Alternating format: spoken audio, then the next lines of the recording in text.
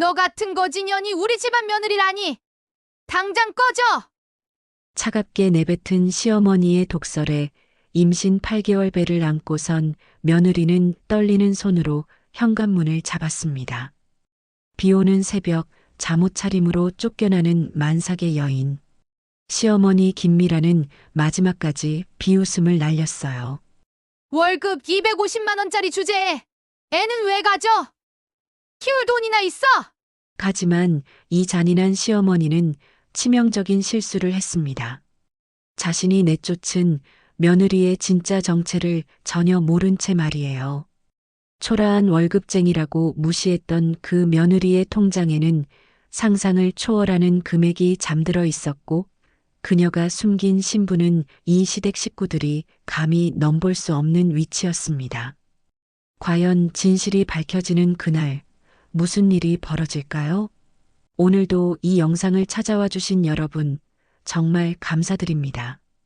구독과 좋아요로 함께해 주시는 모든 분들 늘 건강하시고 복 많이 받으세요.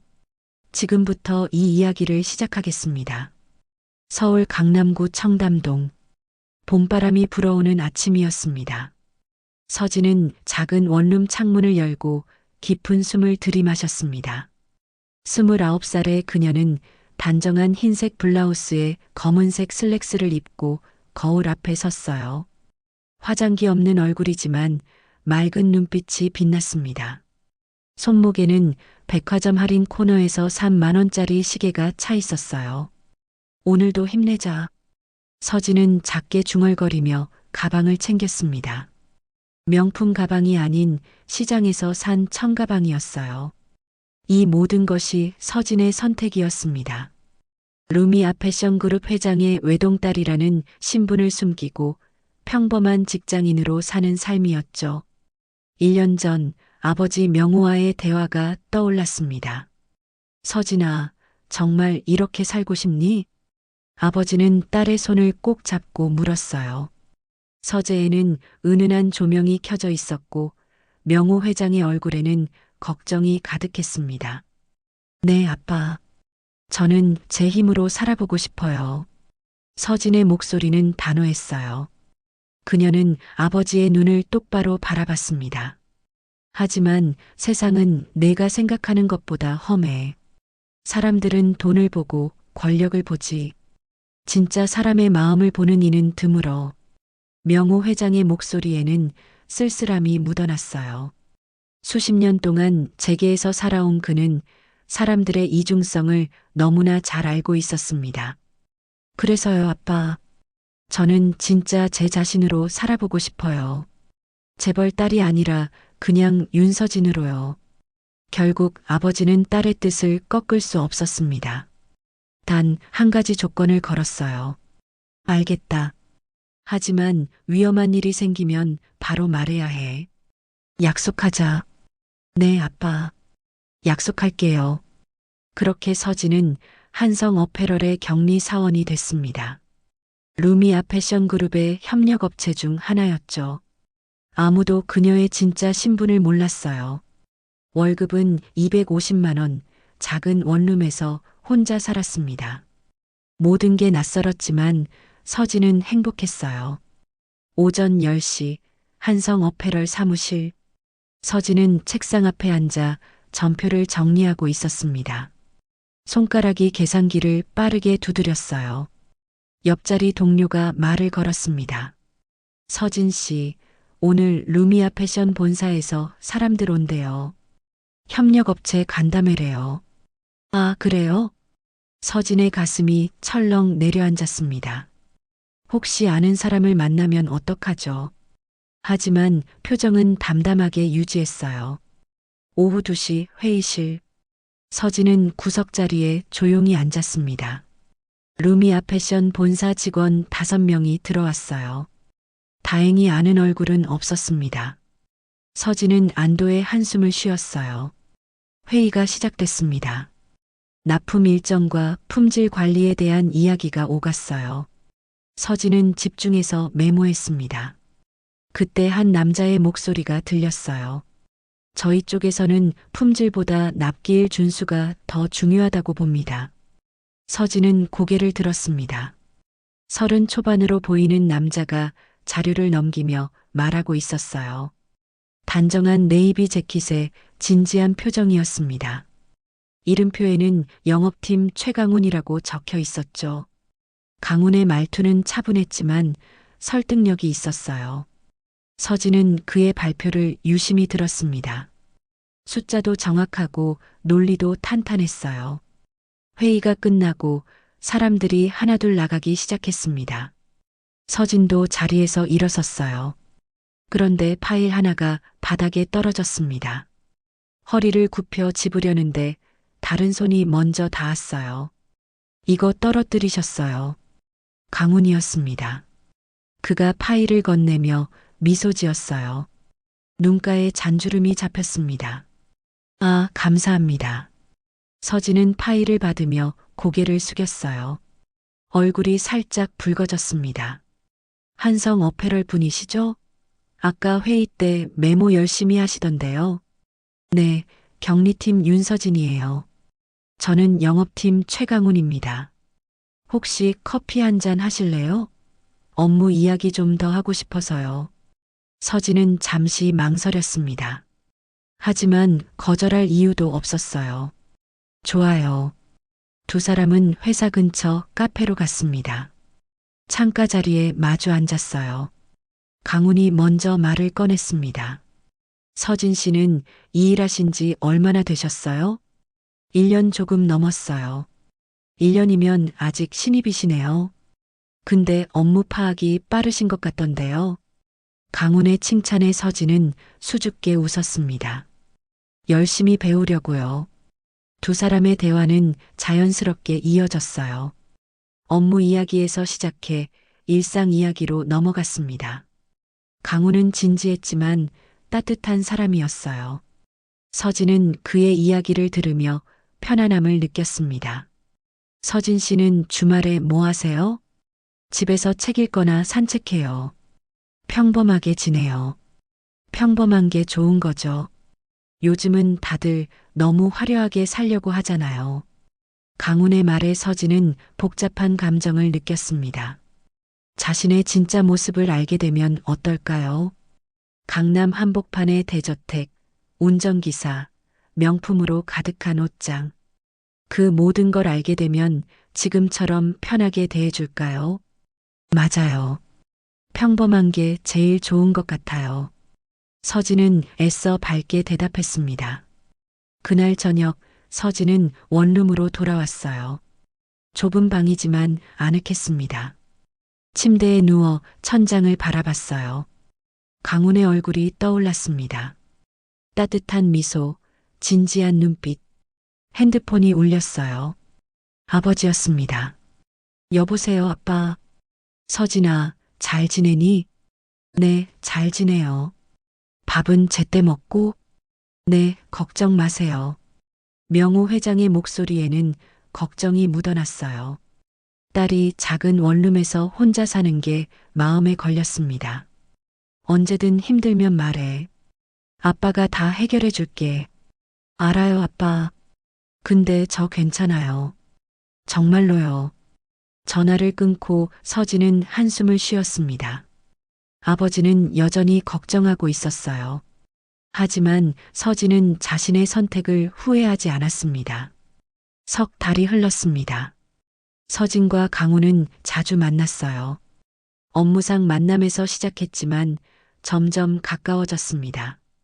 강훈은 성실하고 책임감 있는 사람이었어요. 서진은 그의 그런 모습에 끌렸습니다. 어느 금요일 저녁 두 사람은 한강공원을 걷고 있었습니다. 해가 지고 있었어요. 노을이 아름다웠습니다. 서진 씨. 네. 저 할 말이 있어요. 강훈이 멈춰섰습니다. 서진도 걸음을 멈췄어요. 강훈의 표정이 진지했습니다. 저랑 사귀어 주실래요? 서진의 심장이 빠르게 뛰었습니다. 얼굴이 뜨거워졌어요. 좋아요. 두 사람은 웃으며 서로를 바라봤습니다. 한강의 바람이 그들을 감싸 안았어요. 하지만 서진은 알지 못했습니다. 이 선택이 어떤 결과를 가져올지, 그리고 강훈의 가족이 어떤 사람들인지, 특히 어머니 박미란이라는 존재를. 얼마 후 강훈의 집, 작은 아파트 거실에 미란이 앉아 있었습니다. 55살의 그녀는 화려한 옷을 즐겨 입었어요. 손에는 금반지가 여러 개 끼워져 있었습니다. 강훈아, 내가 사귀는 여자의 집이 어딘데? 강남이래요, 엄마. 강남? 그럼 좀 사는 집이네. 부모님은 뭐 하시는데? 미란의 눈빛이 달라졌습니다. 관심이 생긴 거예요. 그건 아직 안 물어봤어요. 뭐야, 그것도 모르고 사귀어? 집안 배경이 제일 중요한 건데. 미란의 목소리에는 불만이 섞여 있었어요. 엄마, 그런 게 중요한 게 아니잖아요. 아니야. 결혼은 집안끼리 하는 거야. 명심해. 미라는 단호하게 말했습니다. 그리고 혼잣말처럼 중얼거렸어요. 집은 남자 명의가 깔끔하지. 세금도 그렇고. 강훈은 어머니의 말을 듣지 못했습니다. 부엌으로 가버렸거든요. 하지만 미란의 눈빛에는 이미 계산이 시작되고 있었어요. 서진은 여전히 아무것도 몰랐습니다. 앞으로 벌어질 일들을, 그녀의 선택이 가져올 아픔을, 그리고 결국 찾아올 진실의 순간을. 사귄 지 6개월이 지났습니다. 가을이 깊어지던 어느 저녁 강훈은 서진을 조용한 레스토랑으로 데려갔어요. 창가 자리에 앉자 그가 손을 꺼냈습니다. 떨리는 손이었어요. 서진 씨, 저와 결혼해 주시겠어요? 서진의 눈이 커졌습니다. 가슴이 두근거렸어요. 강훈의 진지한 눈빛을 보니 눈물이 날 것 같았습니다. 네, 좋아요. 두 사람은 손을 맞잡았습니다. 행복한 순간이었어요. 하지만 서진의 마음 한구석에는 불안이 자리 잡고 있었습니다. 언젠가는 진실을 말해야 하는데 그때 강훈은 어떻게 반응할까요? 다음 주 토요일 서진은 강훈의 집을 처음 방문했습니다. 경기도 부천의 오래된 아파트 단지였어요. 25평 정도 되는 집이었습니다. 현관문을 열자 시어머니 미란이 나왔어요. 어서 와요. 미란의 목소리는 밝았지만 눈빛은 차가웠습니다. 서진을 위아래로 훑어보는 시선이 느껴졌어요. 서진은 준비해온 과일 선물을 건넸습니다. 처음 뵙겠습니다. 윤서진입니다. 그래요. 들어와요. 거실 소파에 앉아 미라는 바로 질문을 시작했습니다. 부모님은 뭐 하시는데? 서진의 손이 무릎 위에서 떨렸습니다. 준비한 대답이었어요. 아버지는 회사 다니세요. 무슨 회사? 의류 쪽이요. 거짓말은 아니었습니다. 하지만 전부를 말하지 않은 거였죠. 미라는 고개를 끄덕이며 계속 물었어요. 집은 어디 사세요? 강남이요. 미란의 눈빛이 달라졌습니다. 관심이 생긴 거예요. 강남? 그럼 좀 사시나 보네. 평수는? 보통이에요. 서진은 애매하게 대답했습니다. 100평이 넘는 단독주택이라고 말할 수 없었어요. 미라는 잠시 서진을 바라봤습니다. 뭔가 숨기는 것 같았지만 확신할 수 없었어요. 서진 씨는 지금 뭐해? 한성 어페럴에서 격리 일해요. 월급은 얼마나 받는데? 너무 직접적인 질문이었습니다. 서진은 당황했어요. 옆에 앉은 강훈이 끼어들었습니다. 엄마, 그런 건 왜 물어봐요? 물어보면 안 돼? 결혼하려면 경제적인 것도 따져봐야지. 미라는 아들의 말을 무시했습니다. 서진을 똑바로 쳐다봤어요. 250만 원 정도요. 서진의 대답에 미란의 표정이 굳었습니다. 실망한 것 같았어요. 그것밖에 안 돼? 요즘 세상에 그 돈으로 어떻게 살아? 열심히 하면 괜찮을 것 같아요. 서진은 목소리를 가다듬으며 대답했습니다. 하지만 가슴은 답답했어요. 자신의 진짜 통장 잔고를 말하면 이 대화는 어떻게 바뀔까요? 20억이 넘는 돈이 있다고 말하면요. 혼수는 어떻게 할 건데? 미란의 질문이 계속됐습니다. 어느새 반말로 바뀌어 있었어요. 최대한 준비해 볼게요. 최대한? 구체적으로 뭐 살 건데? 가전제품이랑 가구 정도요. 가전이랑 가구? 그것만? 예물은? 미란의 목소리가 점점 높아졌습니다. 서진은 손을 꼭 쥐었어요. 손바닥에 땀이 났습니다. 예물도 준비하려고요. 얼마짜리로? 1,000만 원 정도면 괜찮을까요? 미라는 코웃음을 쳤습니다. 1,000만 원? 그 정도로 예물을 사? 요즘은 최소 2,000만 원은 해야 하는데. 서진은 아무 말도 하지 못했습니다. 옆에서 강훈이 어머니를 말렸어요. 엄마, 너무 심한 거 아니에요? 뭐가 심해? 현실적인 얘기하는 건데. 미라는 팔짱을 끼고 앉았습니다. 서진을 차갑게 쳐다봤어요. 그날 저녁 서진은 집으로 돌아오자마자 화장실로 뛰어갔습니다. 변기에 매달려 울었어요. 소리 내지 않으려고 입을 막았습니다. 눈물이 끝없이 흘렀어요. 핸드폰이 울렸습니다. 아버지였어요. 서진은 눈물을 닦고 전화를 받았습니다. 여보세요, 아빠. 서진아, 오늘 어땠니? 시댁분들 만났다며? 네, 잘 다녀왔어요. 목소리가 떨렸습니다. 명호는 눈치챘어요. 무슨 일 있었니? 아니에요, 괜찮아요. 서진아, 아빠한테 거짓말하지 마.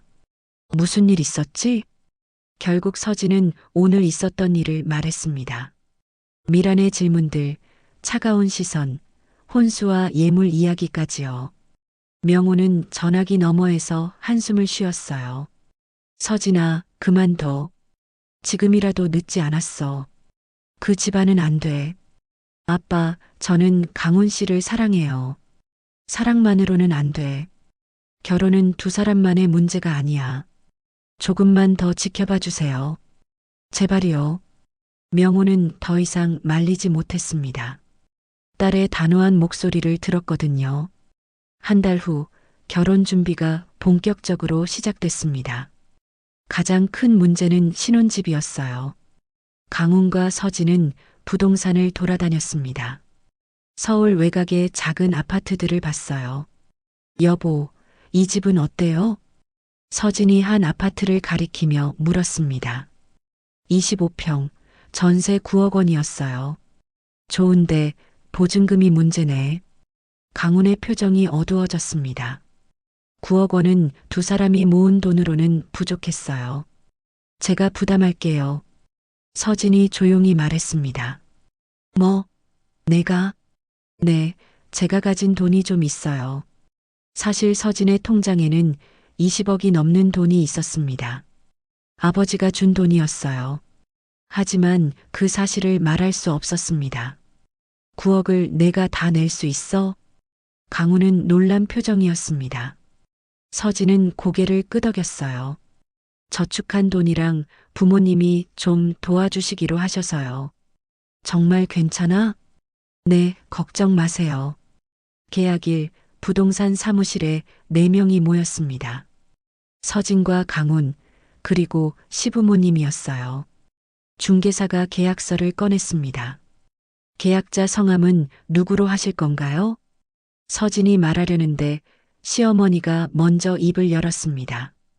우리 아들 명의로 하세요. 네. 하지만 제 돈으로 내는 건데요. 서진은 당황했습니다. 미란이 차갑게 웃었어요. 부부가 될 사람인데 내 돈이 어디 있어? 그리고 남자 명의로 하는 게 세금 때문에 좋아. 세금이요?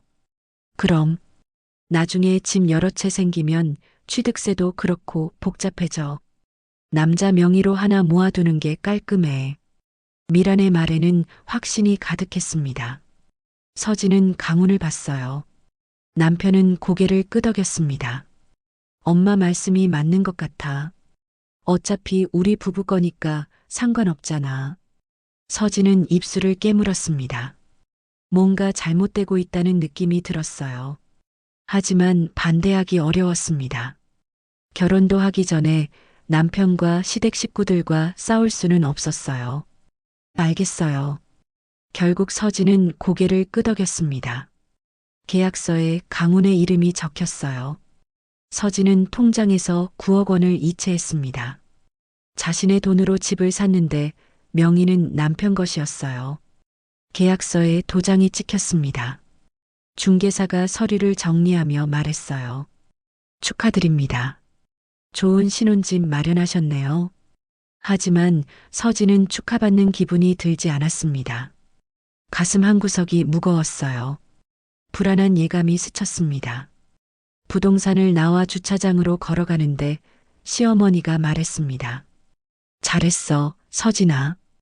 현명한 선택이야. 서진은 대답하지 않았습니다. 그저 고개만 끄덕였어요. 손에 든 계약서 사본을 봤습니다. 계약자 이름란에는 최강훈이라고 적혀 있었어요. 그날 밤 서진은 계약서를 다시 꺼내봤습니다. 구석구석 읽어 내려갔어요. 그때 한 줄이 눈에 들어왔습니다. 특약사항란에 작은 글씨로 적혀 있었어요. 본 계약은 증여로 간주함. 증여? 서진은 그 단어를 다시 읽었습니다. 무슨 뜻일까요? 불안이 더 커졌어요. 하지만 이미 계약은 끝났습니다. 돈도 나갔어요. 서진은 계약서를 서랍에 넣었습니다. 그리고 침대에 누웠어요. 천장을 바라보며 생각했습니다. 내가 잘못 선택한 걸까요? 아버지 말씀대로 그만뒀어야 했을까요? 하지만 이미 늦었습니다. 결혼식은 2달 뒤였어요. 청첩장도 돌렸고 예식장도 예약했습니다. 서진은 눈을 감았습니다. 하지만 잠이 오지 않았어요. 계속해서 그 단어가 머릿속을 맴돌았습니다. 증여. 그것이 무엇을 의미하는지, 앞으로 어떤 일이 벌어질지 서진은 알지 못했습니다. 결혼 4개월이 지났습니다. 새벽에 서진은 화장실로 뛰어갔어요.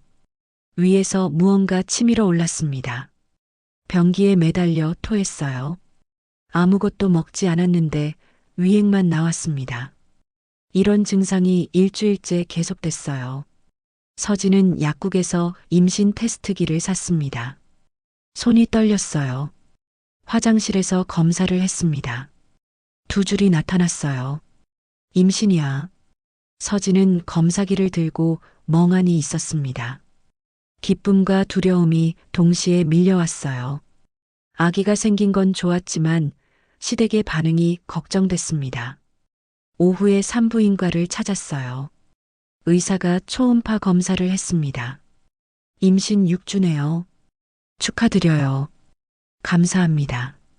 서진은 초음파 사진을 받았습니다. 작은 점 같은 게 보였어요. 그게 자신의 아기였습니다. 눈물이 났어요. 집으로 돌아오는 길, 서진은 남편에게 전화를 걸었습니다. 여보, 나 임신했어요. 뭐? 정말? 강훈의 목소리가 밝아졌습니다. 네, 오늘 병원 다녀왔어요. 와, 대박. 우리 아기가 생겼네. 오늘 일찍 들어갈게. 서진은 전화를 끊고 미소 지었습니다. 하지만 그 미소는 오래가지 못했어요. 저녁 6시 시댁 거실. 서진과 강훈, 그리고 시부모님이 앉아 있었습니다.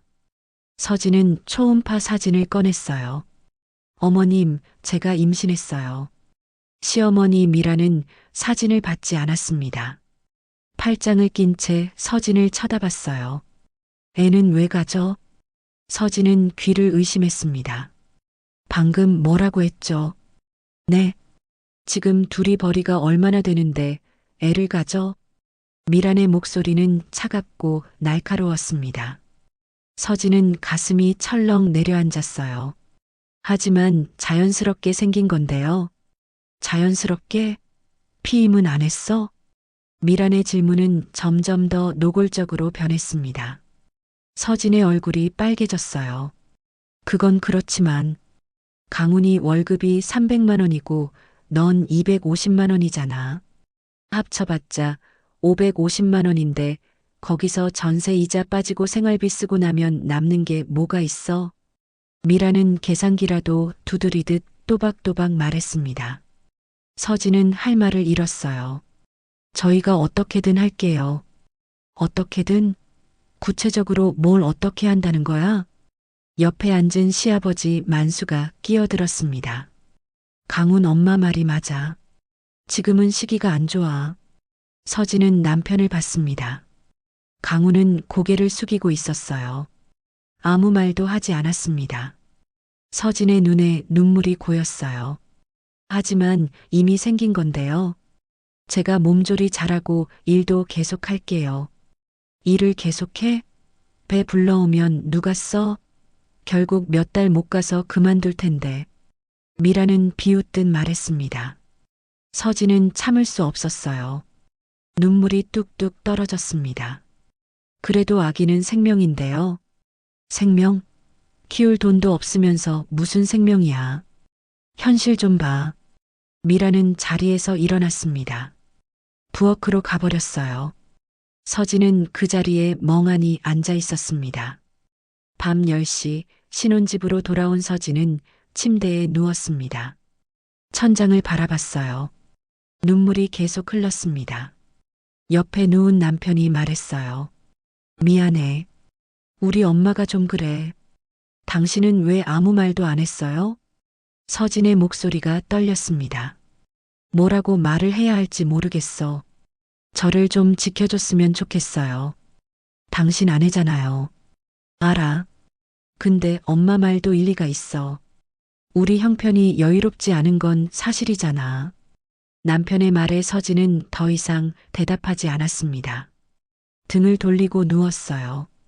남편은 곧 코를 골며 잠들었습니다. 하지만 서진은 잠들 수 없었어요. 배를 쓰다듬었습니다. 작은 생명이 자라고 있었어요. 아기야, 미안해. 엄마가 널 지킬게. 서진은 작게 속삭였습니다. 다음 날 아침 서진은 새벽 5시에 일어났습니다. 입덧이 시작됐어요. 화장실로 뛰어가 토했습니다. 속이 뒤집어지는 것 같았어요. 회사에 출근했지만 집중할 수 없었습니다. 계속해서 메스꺼움이 밀려왔어요. 점심시간에 화장실에서 또 토했습니다. 동료가 걱정하며 물었어요. 서진 씨, 괜찮아요? 얼굴이 안 좋은데. 괜찮아요. 그냥 좀 피곤해서요. 서진은 애써 웃으며 대답했습니다. 하지만 괜찮지 않았어요. 2주일이 지났습니다. 입덧은 더 심해졌어요. 아침마다 토했고 하루 종일 속이 울렁거렸습니다. 밤 냄새만 맡아도 구역질이 났어요. 어느 날 시댁을 방문했습니다. 시어머니가 부엌에서 된장찌개를 끓이고 있었어요. 냄새가 확 풍겨왔습니다. 서진은 입을 막았어요. 왜? 냄새나? 미란이 차갑게 물었습니다. 죄송해요. 입덧이 심해서요. 입덧? 그까짓 게 무슨 병이야? 우리 때는 입덧해도 다 이랬어. 미라는 혀를 차며 말했습니다. 서진은 화장실로 뛰어갔어요. 토하고 나서 겨우 진정됐습니다. 거실로 나오니 시어머니가 빨래 바구니를 내밀었습니다. 이거 좀 개. 지금요? 그럼 언제? 며느리가 집안일 거들어야지. 서진은 바구니를 받았습니다.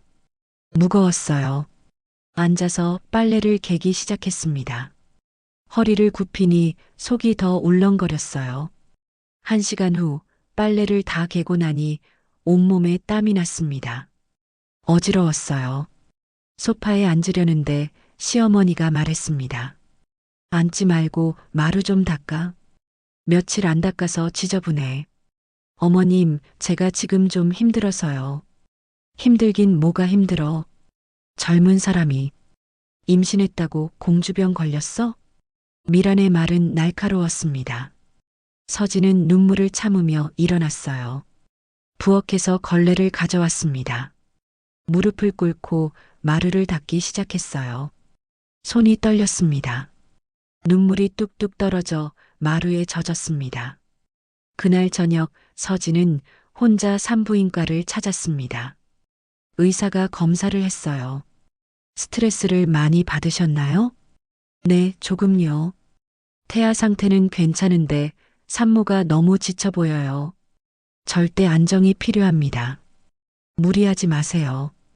의사는 진단서를 써줬습니다. 서진은 그 종이를 받아들었어요. 절대 안정 필요라는 문구가 또렷하게 적혀 있었습니다. 집으로 돌아오는 길, 서진은 진단서를 가방에 넣었습니다. 시어머니에게 보여줘야 할까요? 하지만 보여줘도 소용없을 것 같았어요. 그날 밤 서진은 아버지에게 전화를 걸었습니다. 아빠. 응, 서진아. 무슨 일이야? 목소리만 듣고도 명호는 딸이 우는 걸 알았습니다. 아빠, 나 임신했어. 뭐? 정말? 축하한다. 근데 시댁에서 반대해.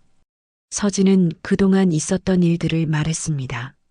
시어머니의 차가운 반응, 집안일 강요, 입덧 중에도 쉬지 못한 일까지요. 명호는 전화기 너머에서 침묵했어요. 주먹을 꽉 쥐고 있었습니다. 서진아, 당장 집으로 와. 그런 데서 살 필요 없어. 아빠, 조금만 더 참아볼게. 안 돼. 내 몸이 먼저야. 제발 조금만요. 제가 해볼게요. 명호는 더 이상 말리지 못했습니다. 하지만 가슴이 찢어지는 것 같았어요. 알겠어. 근데 힘들면 바로 말해. 약속하자. 네, 아빠. 전화를 끊고 서진은 배를 감싸 안았습니다. 작은 생명이 뱃속에서 자라고 있었어요. 이 아이를 지켜야 했습니다. 어떻게든요. 하지만 서진은 알지 못했습니다. 앞으로 더 큰 시련이 기다리고 있다는 것을. 임신 6개월이 지났습니다. 배가 제법 불러왔어요. 서진은 회사를 그만뒀습니다.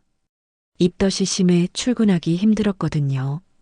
어느 날 오후 서진은 집에서 쉬고 있었습니다. 핸드폰에 문자가 왔어요. 은행에서 온 알림이었습니다. 신규 대출 실행 완료. 대출 금액 1억 5천만 원. 서진은 핸드폰을 다시 봤습니다. 분명 자신의 번호로 온 문자였어요. 하지만 대출을 받은 적이 없었습니다. 손이 떨렸어요. 혹시 해킹일까요? 아니면 명의도용일까요? 서진은 은행에 전화를 걸었습니다. 고객님, 확인해 보니 신혼집 주소지로 담보대출이 실행됐습니다. 담보대출이요? 제가 신청한 적 없는데요. 계약자 명의는 최강훈 고객님으로 되어 있습니다만 연대보증인으로 등록되어 계신 분께도 알림이 가도록 되어 있습니다. 서진의 가슴이 철렁 내려앉았습니다. 연대보증인이라고요. 제가 언제 연대보증인이 됐죠? 계약서에 서명하실 때 동의하신 것으로 되어 있는데요. 서진은 기억을 더듬었습니다. 신혼집 계약할 때 시아버지가 여러 서류에 도장을 찍게 했었어요. 그때 그 안에 연대보증 동의서가 있었던 걸까요? 대출금은 어디로 갔나요? 그건 계약자분께 직접 문의하셔야 할 것 같습니다. 전화를 끊고 서진은 남편에게 전화를 걸었습니다. 여보, 우리 집 담보로 대출 받은 거 알아요? 뭐, 무슨 대출? 강훈의 목소리에도 놀람이 섞여 있었습니다. 1억 5천만 원이요. 방금 은행에서 문자 왔어요. 잠깐만, 내가 아버지한테 물어볼게. 10분 후 강훈에게서 전화가 왔습니다. 서진아, 아버지가 회사 자금이 필요해서 대출 받으셨대. 회사 자금요? 그런 중요한 일을 왜 우리한테 말 안 하셨어요? 미안해. 아버지가 급하셔서 그러셨나 봐. 곧 갚으신대. 곧이 언제예요? 그건 아직 모르겠어. 서진은 허탈했습니다. 자신의 돈으로 산 집인데 명의는 남편 것이고 이제는 대출까지 받쳐 있었어요. 게다가 자신도 모르는 사이에 연대보증인이 됐습니다. 여보, 이거 문제 있는 거 아니에요? 무슨 문제? 아버지 회사 돈인데 당연히 갚으시겠지. 그래도 우리한테 말씀은 하셔야죠. 알았어. 나중에 아버지한테 말씀드릴게. 전화를 끊은 서진은 소파에 주저앉았습니다. 배를 쓰다듬었어요. 아기가 뱃속에서 움직였습니다. 저녁에 시댁을 방문했습니다. 시아버지 만수가 거실에 앉아 있었어요. 시어머니도 옆에 있었습니다. 아버님, 오늘 은행에서 문자가 왔는데요. 아, 그거? 회사에 급한 일이 있어서 좀 빌렸어. 만수의 목소리는 태연했습니다. 마치 당연한 일인 것처럼요. 그런데 저한테 말씀 좀 해주셨으면 좋았을 것 같아요. 며느리한테 일일이 보고해야 돼? 시어머니가 끼어들었습니다. 날카로운 목소리였어요. 그게 아니라 제가 연대보증인이래요. 그래서 가족끼리 그 정도는 해줘야지. 미라는 팔짱을 끼고 앉았습니다. 서진을 차갑게 쳐다봤어요. 하지만 1억 5천만 원이나 되는 돈인데요. 걱정 마. 회사 잘 되면 다 갚을 거야. 만수가 손을 저으며 말했습니다. 하지만 그의 표정에는 확신이 없었어요. 언제쯤 갚으실 수 있으세요? 그건 나도 모르지. 회사 상황 봐야지. 서진은 더 이상 물을 수 없었습니다. 시댁 식구들의 표정이 굳어 있었거든요. 집으로 돌아오는 차 안에서 남편이 말했습니다. 너무 걱정하지 마.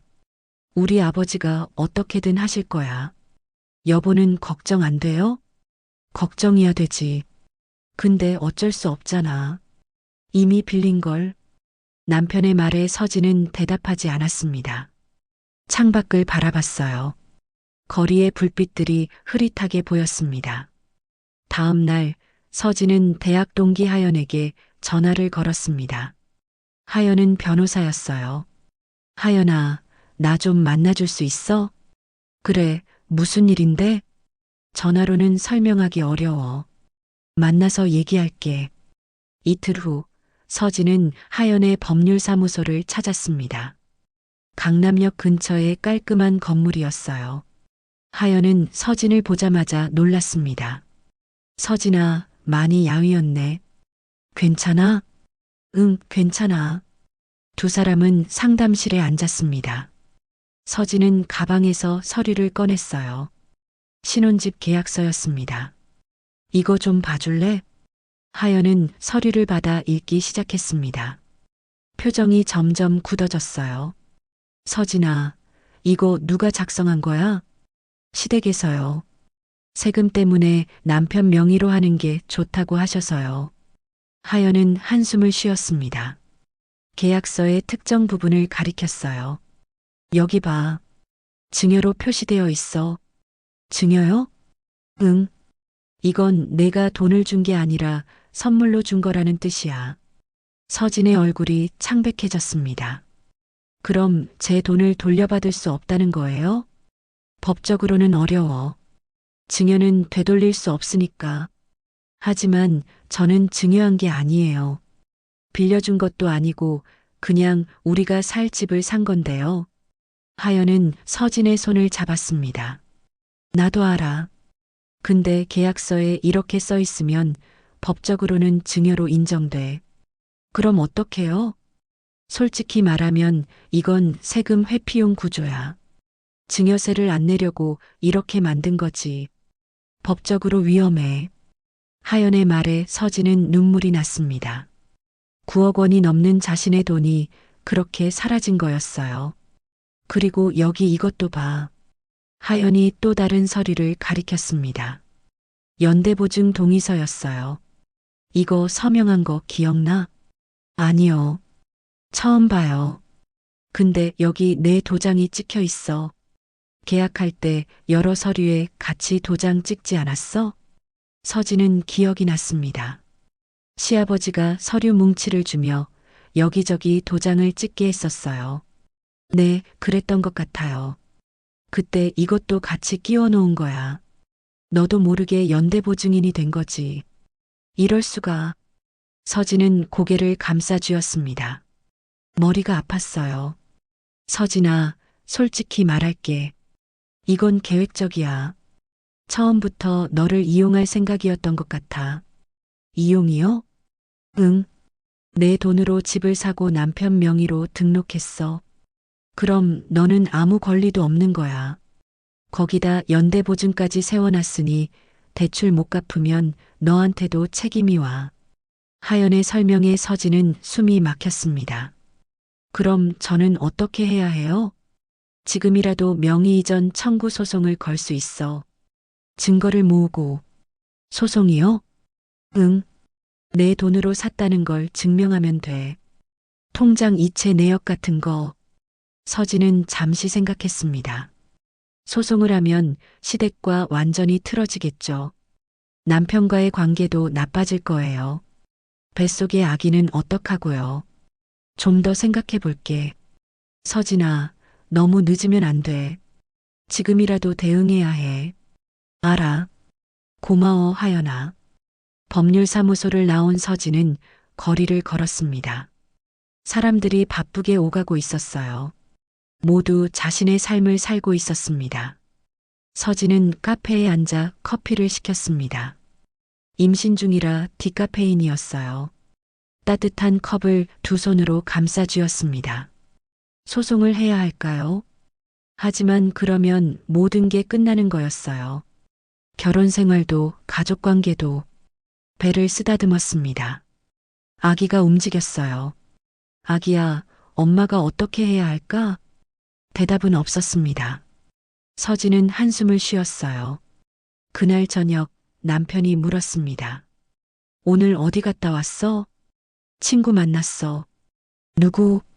대학 동기. 서진은 더 이상 말하지 않았습니다. 남편도 더 묻지 않았어요.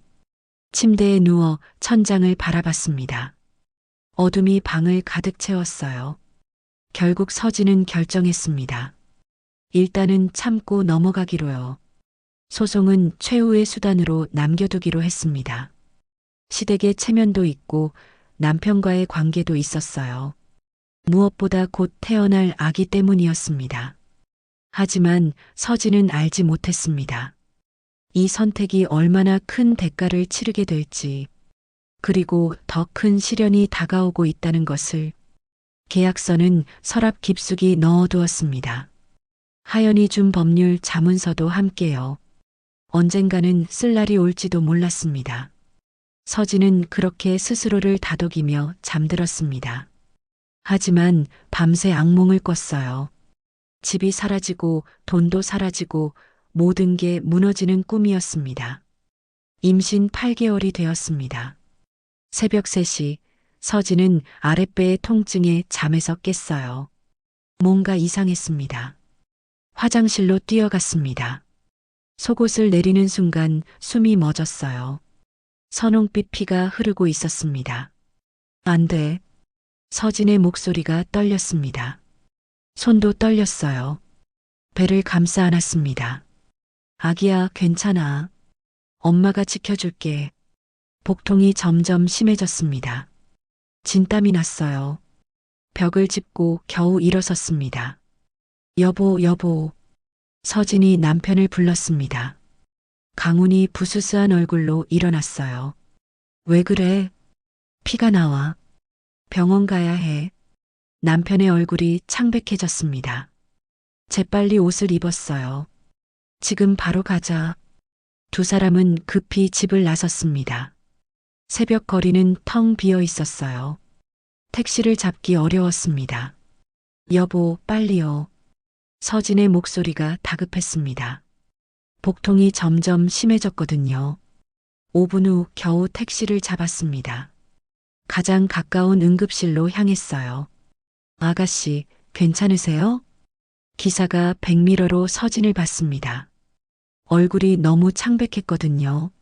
네, 괜찮아요. 하지만 괜찮지 않았습니다. 서진은 배를 꼭 감싸 안고 있었어요. 남편이 그녀의 손을 잡았습니다. 조금만 참아. 곧 도착해. 20분 후 응급실에 도착했습니다. 간호사가 휠체어를 가져왔어요. 서진을 태우고 진료실로 향했습니다. 언제부터 출혈이 있었나요? 의사가 물었습니다. 3시쯤이요. 잠에서 깼는데 피가 많이 나와 있었어요. 양이 어느 정도였나요? 생리대 하나를 다 적실 정도요. 의사의 표정이 심각해졌습니다. 즉시 초음파 검사를 했어요. 화면을 보던 의사가 입을 열었습니다. 조기 진통 증상이 보입니다. 지금 당장 입원하셔야 해요. 조기 진통이요? 강훈이 놀라 물었습니다. 네. 자궁이 불규칙하게 수축하고 있어요. 스트레스나 과로가 원인일 수 있습니다. 의사의 말에 서진은 눈물을 흘렸습니다. 스트레스와 과로. 시댁에서 겪은 일들이 떠올랐어요. 아기는 괜찮아요? 지금은 심박동이 정상입니다. 하지만 절대 안정이 필요해요. 최소 2주는 병원에 입원해야 하고 퇴원 후에도 집에서 완전히 누워 계셔야 합니다. 2주나요? 강훈의 목소리에 당황이 묻어났습니다. 입원비를 걱정하는 것 같았어요. 서진은 남편을 봤습니다. 그의 표정에서 걱정보다 부담을 먼저 읽었어요. 여보, 미안해. 아니야. 내 잘못이 아니야. 하지만 남편의 목소리에는 확신이 없었습니다. 입원 수속을 마치고 병실로 옮겼습니다. 4인실이었어요. 서진은 침대에 누웠습니다. 링거가 꽂혔어요. 여보, 엄마한테 연락해야겠다. 강훈이 핸드폰을 꺼냈습니다. 서진은 가슴이 답답했어요. 시어머니가 뭐라고 할지 뻔했으니까요. 강훈은 복도로 나가 전화를 걸었습니다. 10분 후 돌아왔어요. 표정이 어두웠습니다. 뭐래? 서진이 조심스럽게 물었습니다. 엄마가 입원비 얼마나 드냐고 물어보시더라. 그게 첫마디였어요? 응. 그리고 퇴원하면 친정에 가 있으래. 친정에요? 서진의 목소리가 떨렸습니다. 엄마가 너를 돌볼 수 없대. 집안일도 바쁘고 시간이 없대. 집안일이요? 우리 따로 사는데요. 그래도 아버지 뒷바라지 하셔야 한대. 서진의 눈에서 눈물이 흘렀습니다. 자신이 짐이 됐다는 걸 깨달았어요. 그럼 나는 어떡하라고요? 울지 마. 일단 치료부터 받자. 강훈이 아내의 손을 잡았습니다. 하지만 서진은 위로가 되지 않았어요. 2주일간 서진은 병원에 입원해 있었습니다. 남편은 하루에 한 번 저녁에 들렀어요. 시댁 식구들은 한 번도 오지 않았습니다. 입원비는 서진이 아버지에게 연락해 해결했습니다. 명호는 즉시 보내줬어요. 서진아, 괜찮겠니? 아빠가 직접 갈까? 아니요, 아빠. 괜찮아요. 걱정 마세요. 하지만 괜찮지 않았습니다. 서진은 그것을 알고 있었어요. 2주일 후 서진은 퇴원했습니다. 상태가 안정됐지만 여전히 절대 안정이 필요했어요. 집으로 돌아가는 차 안에서 남편이 말했습니다. 진짜 친정에 가야 할 것 같아. 여보, 왜요? 우리 집에서 제가 조용히 쉬면 되잖아요. 근데 내가 회사 가면 너 혼자 있어야 하잖아. 아플 때 어떡해? 괜찮아요. 제가 알아서 할게요. 엄마가 친정 가라고 하셨어. 그게 나을 것 같아. 서진은 더 이상 대꾸하지 않았습니다. 남편마저 자신을 내보내려 한다니요. 신혼집에 도착했습니다. 서진은 짐을 쌌어요. 많지 않은 옷가지들이었습니다. 여보, 나 버리는 거죠? 버리는 게 아니야. 내 건강을 위해서야. 말로는 그렇게 하면서 결국 쫓아내는 거잖아요. 서진의 목소리가 높아졌습니다. 강훈은 고개를 숙였어요. 미안해. 나도 어쩔 수 없어. 가방을 닫으며 서진은 배를 쓰다듬었습니다. 아기야, 미안해. 엄마가 널 지켜주지 못했어. 그날 저녁 서진은 신혼집을 떠났습니다. 남편이 택시를 잡아줬어요. 하지만 같이 가지는 않았습니다. 조심해서 가. 도착하면 연락해. 네. 서진은 짧게 대답하고 택시에 올랐습니다. 창밖으로 남편이 보였어요. 손을 흔들고 있었습니다. 서진은 고개를 돌렸습니다. 더 이상 보고 싶지 않았어요. 택시에 앉아 아버지에게 전화를 걸었습니다. 아빠, 나 지금 집으로 가고 있어. 무슨 일이야? 목소리가 왜 그래? 아빠, 나 더 이상 못 버티겠어. 서진은 울음을 터뜨렸습니다. 명호는 침묵했어요. 그리고 조용히 말했습니다. 집에 와, 아빠가 다 해결해 줄게. 친정집에 도착한 건 밤 9시였습니다.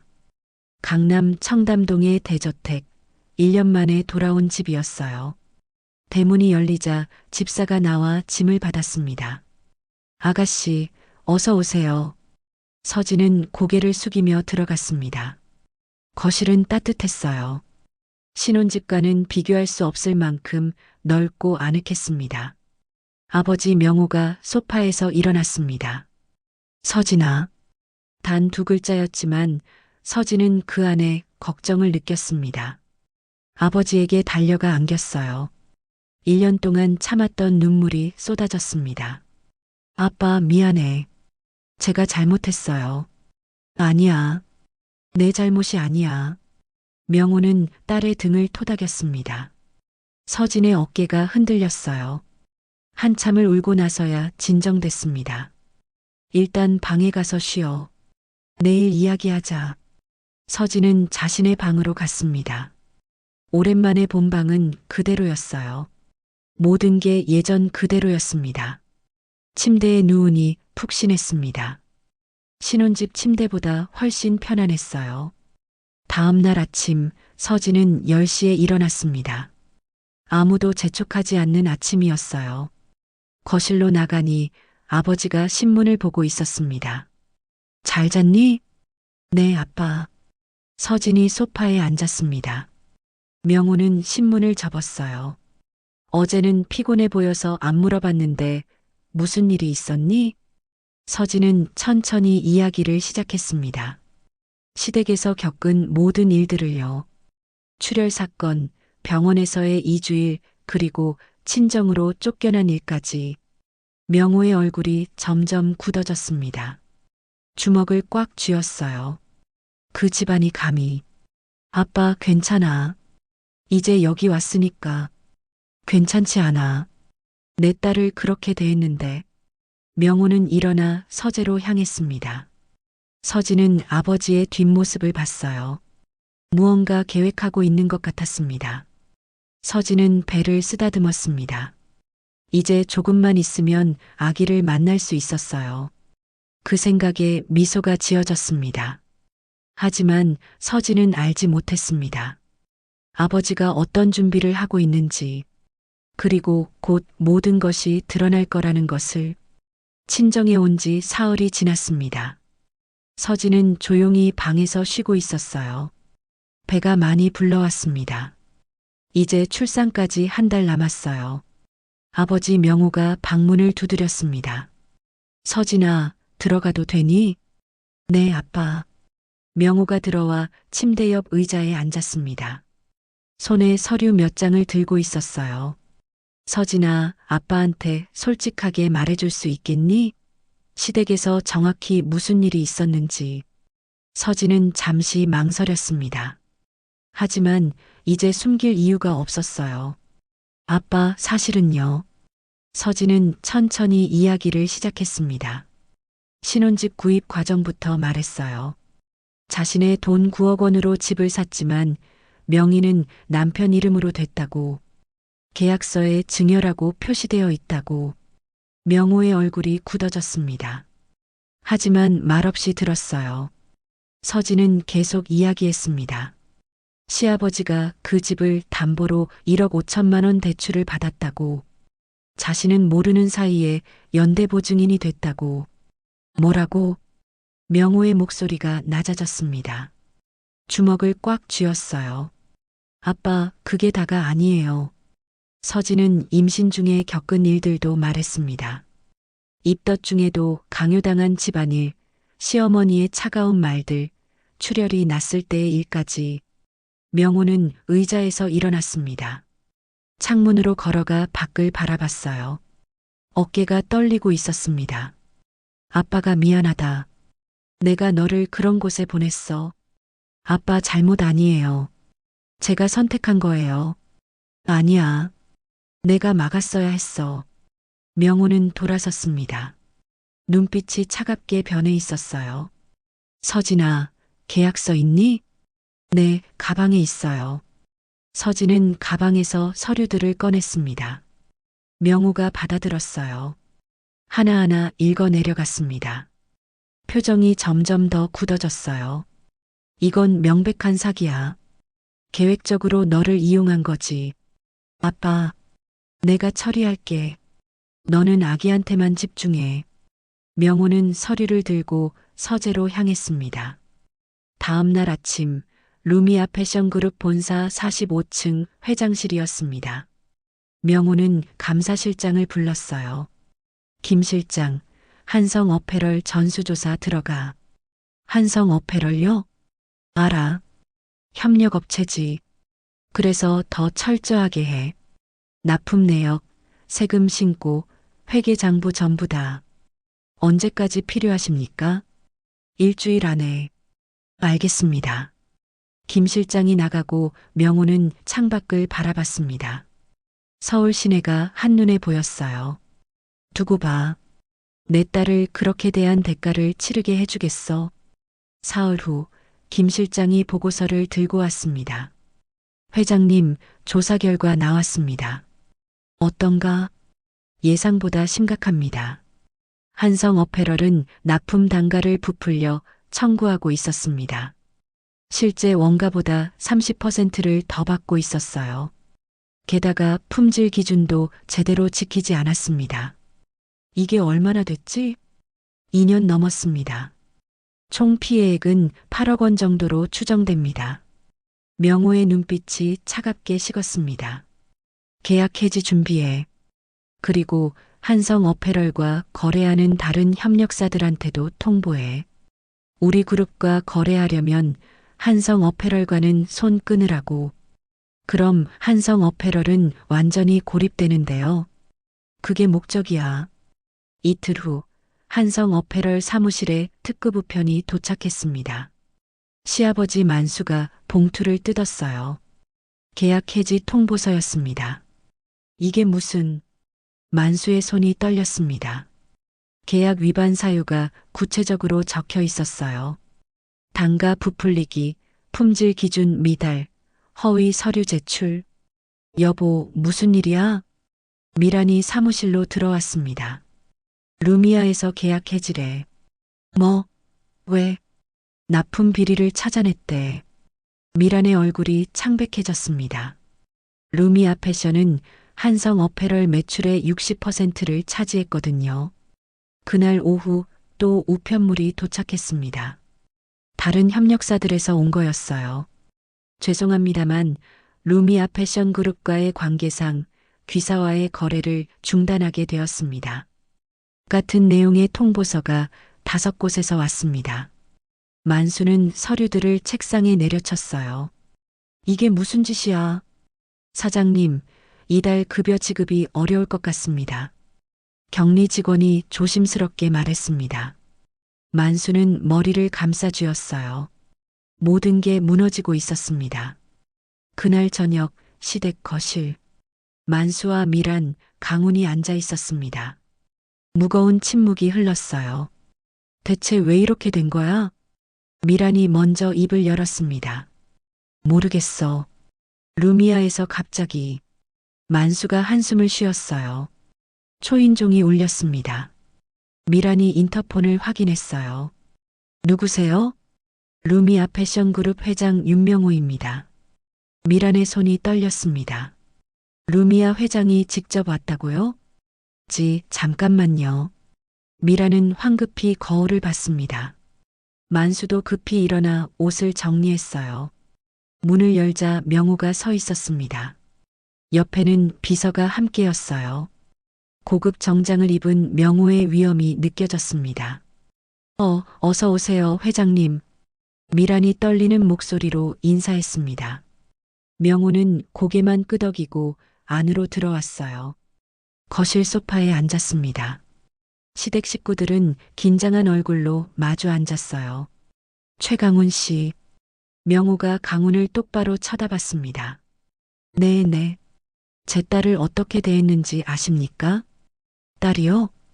강훈이 당황했습니다. 무슨 말인지 이해가 안 됐어요. 윤서진. 내 딸입니다. 명호의 말에 거실이 얼어붙었습니다. 세 사람의 입이 동시에 벌어졌어요. 네. 서진이가요? 미란이 더듬거리며 물었습니다. 루미아 패션그룹 회장의 외동딸입니다. 하지만 신분을 숨기고 평범하게 살기를 원했죠. 진짜 사랑을 찾고 싶어서요. 명호의 목소리는 차갑고 낮았습니다. 그럴 리가. 만수가 고개를 저었습니다. 믿기 어려우시겠죠. 월급 250만 원 받는 격리 사원이 재벌 딸이라니. 명호는 비서에게 눈짓했습니다. 비서가 서류를 꺼냈어요. 이게 뭔지 아십니까? 신혼집 계약서였습니다. 제 딸의 돈 9억 원으로 산 집입니다. 그런데 명의는 왜 최강훈 씨로 돼 있죠? 게다가 증여로 처리했더군요. 그건. 그리고 이 집을 담보로 1억 5천만 원 대출을 받으셨더군요. 딸은 모르는 사이에 연대보증인까지 만들어 놓고요. 명호의 말 한마디 한마디가 칼처럼 날카로웠습니다. 저희는 미란이 변명하려 했습니다. 제 딸이 임신했을 때 어떻게 대하셨습니까? 입덧 중에도 집안일을 시키고 출혈이 났는데도 병원 가기 싫어하셨죠. 결국엔 친정으로 쫓아냈고요. 죄송합니다. 저희가 잘못했습니다. 만수가 무릎을 꿇으려 했습니다. 사과는 필요 없습니다. 법적으로 처리할 테니까요. 명호는 일어섰습니다. 계약 해지는 시작일 뿐입니다. 한 가지만 기억하세요. 제 딸을 건드린 대가입니다. 문을 열고 나가려는데 뒤돌아봤어요. 참, 최강훈 씨. 이혼 서류는 일주일 안에 보내드리겠습니다. 문이 닫혔습니다. 거실에는 무거운 침묵만 남았어요. 미란이 바닥에 주저앉았습니다. 루미아 회장 딸이었어? 그 애가? 강훈은 멍하니 서 있었어요. 아내가 재벌 딸이었다는 사실보다 자신이 그녀를 얼마나 함부로 대했는지가 떠올랐습니다. 그는 방으로 들어가 서진에게 전화를 걸었습니다. 몇 번 만에 받았어요. 여보, 뭐해요? 서진의 목소리는 차갑게 식어 있었습니다. 서진아, 미안해. 내가 잘못했어. 이제 와서 미안하다고요? 늦었어요. 더 이상 연락하지 마세요. 서진은 전화를 끊었습니다. 강훈은 핸드폰을 꼭 쥐고 있었어요. 눈물이 났습니다. 그날 밤 친정집. 서진은 배를 쓰다듬었습니다. 아기야, 이제 우리 둘이서 잘 살자. 복수는 시작됐습니다. 그리고 이제 돌이킬 수 없었어요. 일주일이 지났습니다. 한성 어페럴 사무실은 텅 비어 있었어요. 직원들이 하나 둘 떠나기 시작했습니다. 사장님, 저 그만두겠습니다. 격리 직원이 사표를 내밀었습니다. 만수는 받아들지도 못했어요. 손에 힘이 없었습니다. 미안하네. 급여도 제대로 못 줬는데. 괜찮습니다. 그동안 감사했습니다. 직원은 고개를 숙이고 나갔습니다. 만수는 빈 사무실을 둘러봤어요. 30년 동안 일궈온 회사였습니다. 이제는 껍데기만 남았어요. 책상 위에 은행 문서가 놓여 있었습니다. 대출금 회수 통보서였어요. 2주 안에 1억 5천만 원을 갚으라고 했습니다. 어떻게 2주 안에?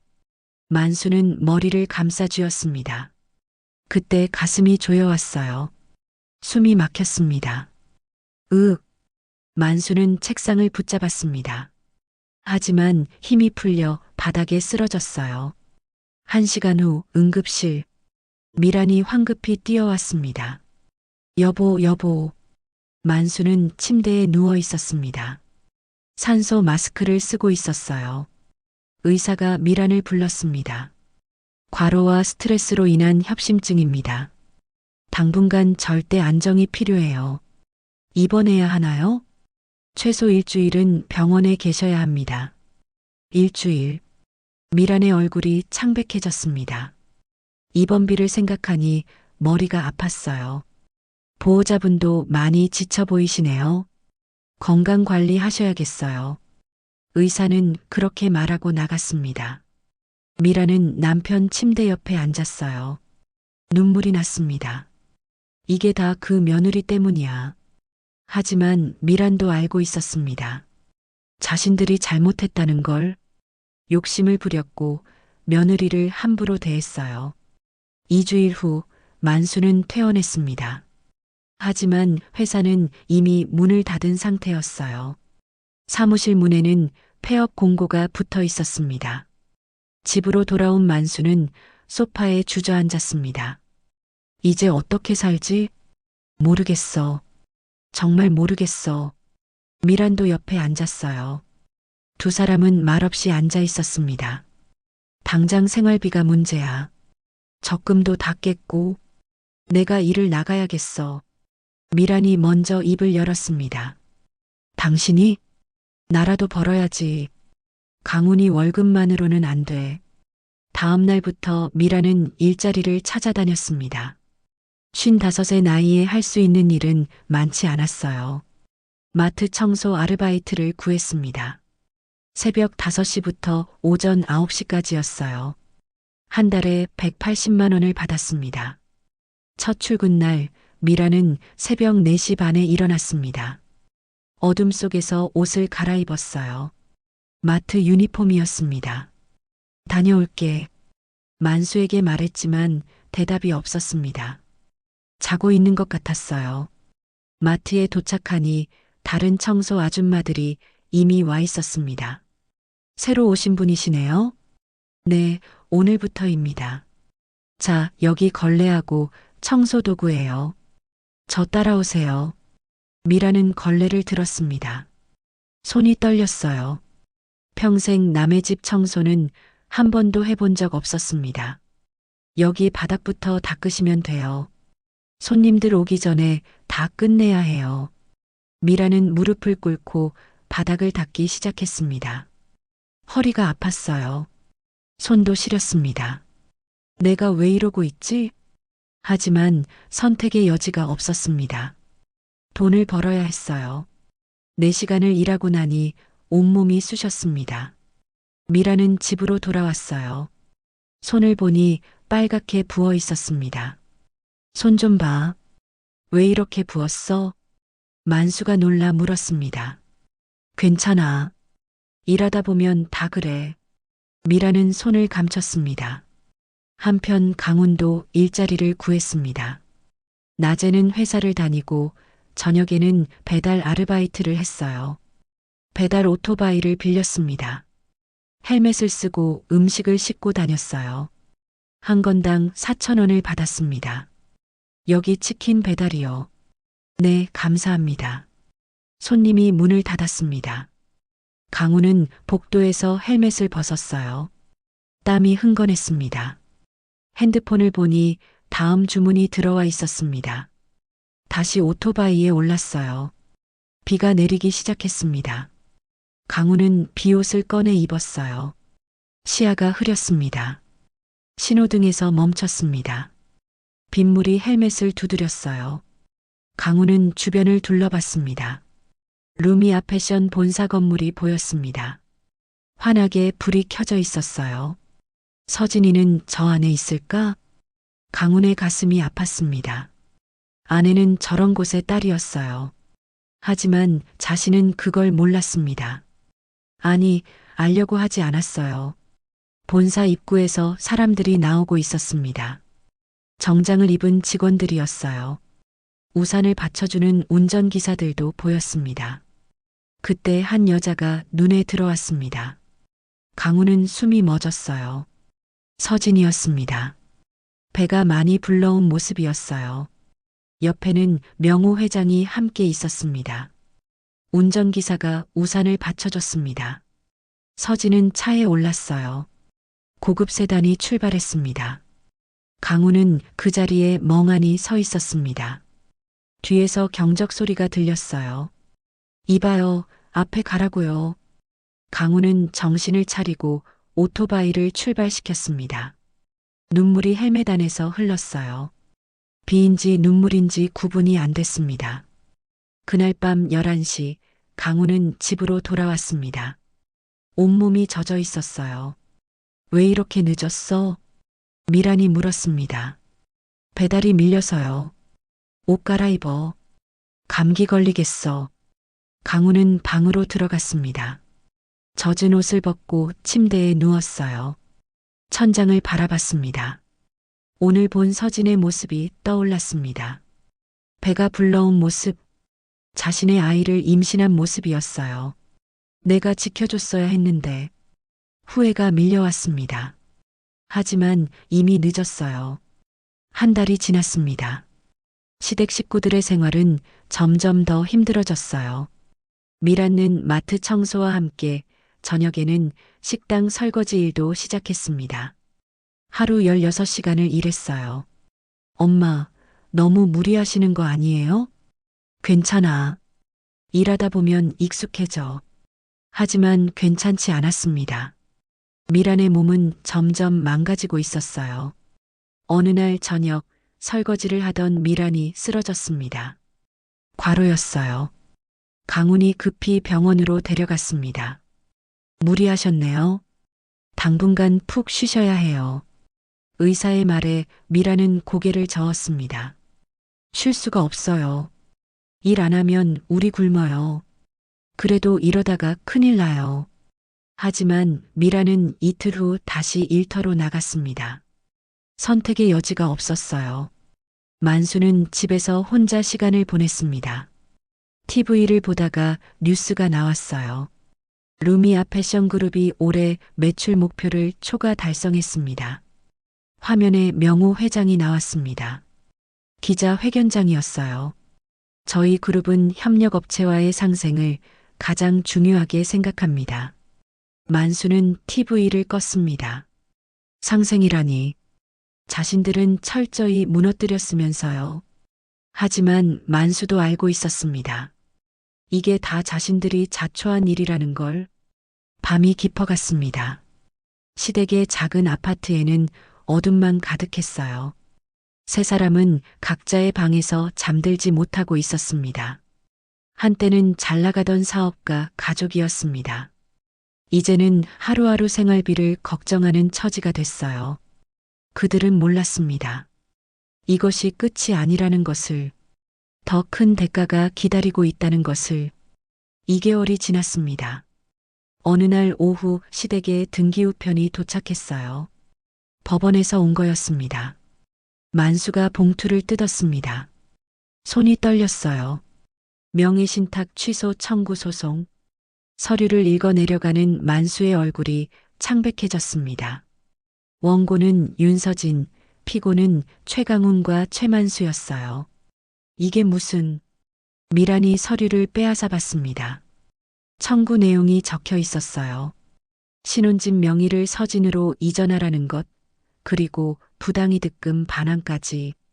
부당이득금이 얼마래? 9억 원에 대한 이자까지. 총 9억 5천만 원. 만수의 목소리가 떨렸습니다. 그런 돈이 어디 있어? 없지. 당연히 없지. 두 사람은 소파에 주저앉았습니다. 변호사를 선임해야 하는 거 아니야? 변호사 비용이 얼마나 드는데? 만수는 머리를 감싸쥐었어요. 선택의 여지가 없었습니다. 국선 변호사를 신청하기로 했어요. 일주일 후 또 우편물이 도착했습니다. 이번에는 세무서에서 온 거였어요.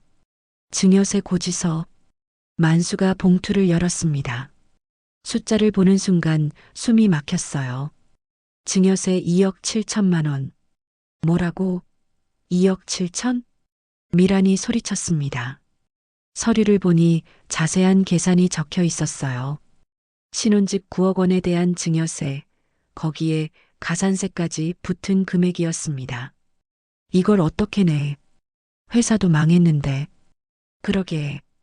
이제 정말 끝이야. 만수는 서류를 바닥에 던졌습니다.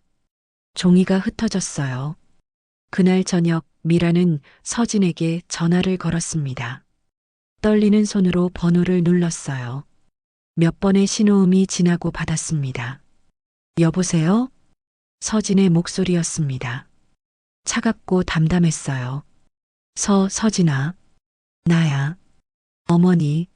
무슨 일이세요? 서진아, 제발. 한 번만 용서해 줄 수 없겠니? 미란의 목소리가 떨렸습니다. 눈물이 났어요. 용서요? 응. 우리가 잘못했어. 정말 잘못했어. 그러니까 소송 좀 취하해줘. 소송은 제가 낸 게 아니에요. 제 변호사가 한 거예요. 서진의 대답은 냉정했습니다. 그럼 변호사한테 말해줘. 제발. 왜요? 부모님이 한 일에 대한 대가잖아요. 서진아. 그리고 증여세도 당연히 내셔야죠. 제 돈을 가로챘으니까요. 2억 7천만 원을 어떻게 내? 우린 지금 하루 벌어 하루 사는데. 미란이 울먹이며 말했습니다. 그건 제 알 바 아니에요. 서진아, 제발. 우리 손자라도 생각해줘. 손자요? 서진의 목소리가 더 차갑게 변했습니다. 어머님은 제가 임신했을 때 뭐라고 하셨죠? 애는 왜 가지냐고 하셨잖아요. 키울 돈도 없으면서 생명이 무슨 소용이냐고요. 그건 이제 와서 손자 타령하지 마세요. 더 이상 연락하지 마세요. 서진은 전화를 끊었습니다. 미라는 핸드폰을 들고 멍하니 앉아 있었어요. 눈물이 뚝뚝 떨어졌습니다. 안 돼. 이럴 수 없어. 미라는 다시 전화를 걸었습니다. 하지만 서진은 받지 않았어요. 계속 걸었지만 소용없었습니다. 강훈이 퇴근해서 집에 들어왔습니다. 어머니가 바닥에 앉아 울고 있었어요. 엄마, 왜 그래? 강훈아. 미라는 아들을 붙잡았습니다. 내가 직접 가서 빌어. 서진이한테. 제발 한 번만 용서해 달라고. 엄마. 손자라도 한 번 보자고 해. 응? 강훈은 어머니의 눈을 보았습니다. 초췌한 얼굴이었어요. 주름이 깊게 파였습니다. 알았어요. 내가 한번 가볼게요. 다음 날 강훈은 청담동으로 향했습니다. 서진의 친정집 주소를 알아냈어요. 택시를 타고 1시간을 달렸습니다. 대문 앞에 도착했습니다. 높은 담장, 넓은 정원이 보였어요. 이곳이 아내가 자란 곳이었습니다. 인터폰을 눌렀습니다. 누구세요? 경비원의 목소리였습니다. 저 윤서진 씨 남편입니다. 최강훈이라고 하는데요. 잠시만요. 5분 후 대답이 왔습니다. 댁에서 만나고 싶지 않다고 하십니다. 돌아가 주세요. 제발이요. 얼굴 한 번만 보고 싶어요. 안 됩니다. 돌아가지 않으시면 경찰 부르겠습니다. 강훈은 대문 앞에서 물러났습니다. 담장 너머를 바라봤어요.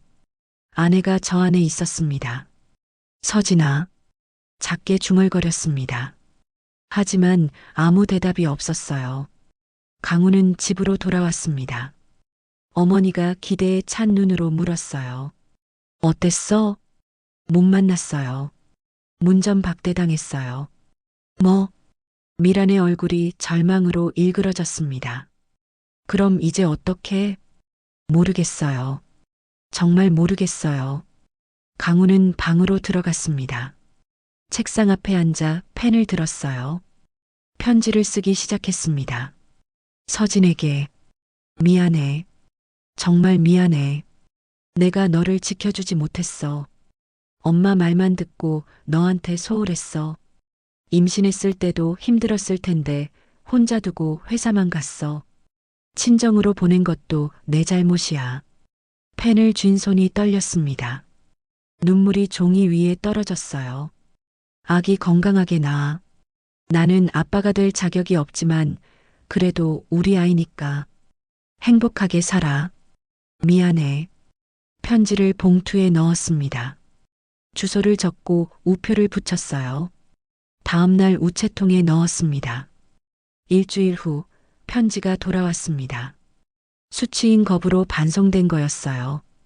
봉투에는 빨간 도장이 찍혀 있었습니다. 강우는 편지를 보며 무너졌습니다.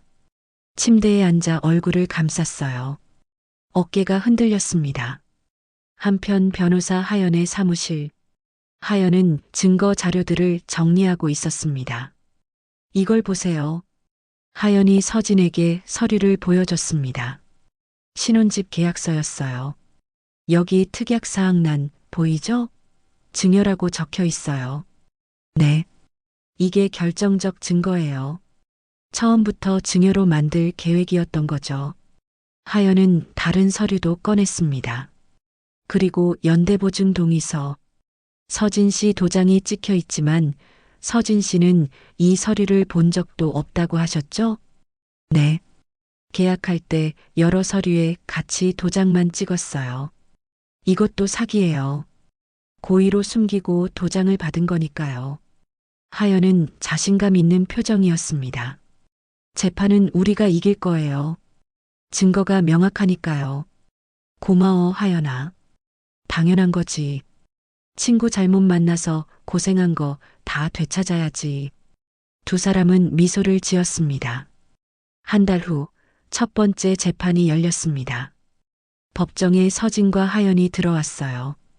반대편에는 강훈과 만수 그리고 국선 변호사가 앉아 있었습니다. 강훈은 서진을 봤습니다. 배가 많이 불러와 있었어요. 출산이 얼마 남지 않은 것 같았습니다. 서진아. 작게 불렀지만 서진은 쳐다보지도 않았어요. 고개를 돌리고 앉아 있었습니다. 재판이 시작됐습니다. 하연이 증거를 제출하며 말했어요. 원고는 피고들이 계획적으로 사기를 쳤다고 주장합니다. 증거를 제시하겠습니다. 계약서, 통장 이체 내역, 녹취록까지 모든 증거가 제출됐습니다.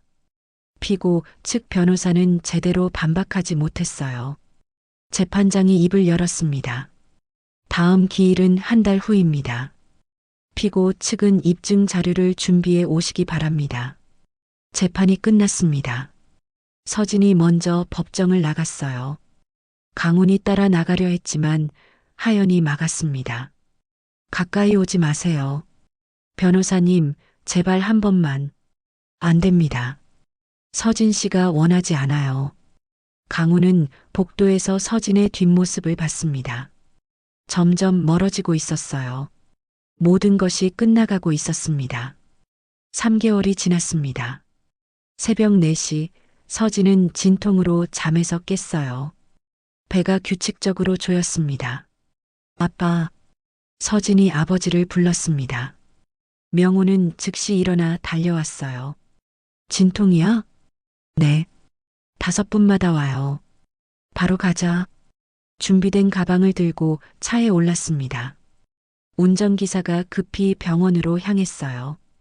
20분 후 산부인과 응급실에 도착했습니다. 산모 들어오셨어요. 간호사들이 휠체어를 가져왔습니다. 서진을 분만실로 옮겼어요.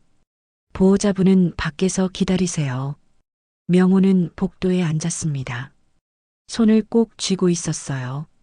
딸이 안전하게 출산하기를 기도했습니다. 4시간이 지났습니다. 새벽 8시 분만실 문이 열렸어요. 의사가 나왔습니다. 축하드립니다. 건강한 딸입니다. 딸. 명호는 미소를 지었습니다. 손녀가 태어난 거였어요. 산모는요? 건강합니다. 곧 회복실로 옮길 거예요. 1시간 후 서진은 회복실 침대에 누워 있었습니다. 옆에는 투명한 신생아 침대가 있었어요. 작은 아기가 자고 있었습니다. 다윤아. 서진이 아기를 내려다봤습니다. 작은 손, 작은 발. 모든 게 완벽했어요. 명호가 들어왔습니다. 손녀를 보자 눈시울이 붉어졌어요. 우리 손녀. 아빠 예쁘죠? 응. 너 닮아서 더 예뻐. 명호는 아기를 조심스럽게 안아들었습니다. 다윤이 작게 하품했어요. 다윤아, 할아버지야. 잘 커야 한다. 그날 오후 병원에 꽃바구니가 도착했습니다. 루미아 패션 직원들이 보낸 거였어요. 상생팀 이사님 출산 축하드립니다. 카드에는 동료들의 축하 메시지가 가득했습니다. 서진은 하나하나 읽으며 미소 지었어요. 사흘 후 퇴원했습니다. 집으로 돌아오니 아기 방이 준비되어 있었어요. 명호가 미리 꾸며놓은 거였습니다. 분홍색 벽지, 흰색 아기 침대, 부드러운 이불. 모든 게 완벽했어요. 아빠, 이거 언제 준비하신 거예요? 지난주에. 혹시 모르니까. 고마워요. 서진은 다윤을 침대에 눕혔습니다. 아기가 평화롭게 자고 있었어요. 2달이 지났습니다. 서진은 육아에 적응하고 있었어요. 밤에는 수유로 잠을 제대로 못 잤지만 행복했습니다. 어느 날 아침 명호가 서진의 방으로 왔습니다. 서진아, 회사 일 생각해봤니? 아직이요. 다윤이 좀 더 크면요. 서두르지 마. 내가 준비되면 그때 하면 돼. 하지만 서진은 이미 생각하고 있었습니다. 회사로 돌아가고 싶었어요. 일하는 게 좋았고 무언가를 만들어내는 게 즐거웠습니다. 3달 후 서진은 루미아 패션 본사를 찾았습니다. 다윤은 집에서 보모가 돌보고 있었어요. 이사님, 오랜만이에요. 직원들이 반갑게 인사했습니다. 잘 지냈어요? 네, 이사님. 아기는 어때요? 잘 크고 있어요. 너무 예뻐요. 서진은 사무실로 들어갔습니다. 책상 위에는 쌓인 서류들이 있었어요. 하지만 부담스럽지 않았습니다. 오히려 반가웠어요. 이사님, 이번 상생 프로젝트 계획서입니다. 팀장이 자료를 가져왔습니다. 서진은 꼼꼼히 읽어 내려갔어요. 협력업체 근로자 복지 개선, 공정거래 확립, 상생 펀드 조성. 좋은 내용이었습니다. 잘 정리했네요. 이대로 진행합시다. 감사합니다. 회의가 끝나고 서진은 창밖을 바라봤습니다. 서울 시내가 한눈에 보였어요. 1년 전 이맘때는 작은 사무실에서 일하고 있었습니다. 이제는 여기 서 있었어요. 많은 게 변했구나. 서진은 생각했습니다. 고통도 있었지만 배운 것도 많았어요. 사람을 보는 눈, 돈의 무게, 가족의 소중함. 저녁에 집으로 돌아오니 다윤이 울고 있었습니다. 서진은 아기를 안았어요. 엄마 왔어. 보고 싶었지? 다윤이 엄마 품에서 진정했습니다. 서진은 아기에게 젖을 물렸어요. 다윤이 열심히 먹었습니다. 다윤아, 엄마가 너한테 해줄 이야기가 있어. 서진이 작게 속삭였습니다. 세상에는 돈으로 너를 판단하는 사람들이 있어. 내가 얼마를 가졌는지, 어떤 집안인지 보는 사람들. 다윤이 엄마를 올려다봤습니다. 하지만 엄마는 내가 그런 걸로 평가받지 않았으면 좋겠어. 내가 어떤 사람인지, 얼마나 착한지가 더 중요해. 서진의 눈에 눈물이 고였습니다. 내 할머니는 엄마가 임신했을 때 여자애면 실망할 거라고 했어. 하지만 엄마는 내가 여자라서 더 기뻐. 넌 소중한 생명이니까. 다윤이 젖을 다 먹고 잠들었습니다. 서진은 아기를 침대에 눕혔어요. 작은 가슴이 규칙적으로 오르내렸습니다. 다음 날 서진은 기획안을 하나 만들기 시작했습니다. 여성을 위한 새로운 브랜드였어요. 리얼라이프. 평범한 여성들을 위한 브랜드. 비싸지 않으면서도 품질 좋은 옷. 일하는 엄마들을 위한 실용적인 디자인. 서진은 기획안을 계속 작성했습니다. 자신이 겪은 일들이 도움이 됐어요. 평범하게 살아본 경험, 임신하며 느낀 불편함. 일주일 후 명호에게 기획안을 보여줬습니다. 어떠세요, 아빠? 명호는 꼼꼼히 읽었습니다. 고개를 끄덕이며 미소 지었어요. 좋아. 내가 하고 싶은 거 해. 정말요? 응. 넌 이제 경험이 생겼어. 돈만 있는 세상도 알고 돈 없이 사는 세상도 알잖아. 그게 큰 자산이야. 서진은 아버지를 안았습니다. 고마워요, 아빠. 뭐가 고마워? 내가 행복하면 그걸로 됐어. 석 달 후 리얼라이프 브랜드가 출시됐습니다. 반응이 좋았어요. 평범한 여성들이 공감하는 디자인이었습니다. 이사님, 첫 달 매출이 목표의 130%예요. 정말요? 네. 고객 후기도 좋아요. 실용적이고 편하다고요. 서진은 뿌듯했습니다. 자신이 만든 브랜드가 성공하고 있었어요. 어느 가을날 서진은 다윤을 유모차에 태우고 공원을 걷고 있었습니다. 단풍이 붉게 물들어 있었어요. 다윤아, 예쁘지? 아기가 나뭇잎을 보며 웃었습니다. 서진도 미소 지었어요. 그때 앞에서 누군가 걸어왔습니다. 서진은 걸음을 멈췄어요. 미란이었습니다. 장을 보고 오는 길인 것 같았어요. 손에 마트 봉지를 들고 있었습니다. 두 사람의 눈이 마주쳤습니다. 미란의 얼굴이 굳었어요. 서진은 표정을 바꾸지 않았습니다. 서진아. 미란이 다가오려 했습니다.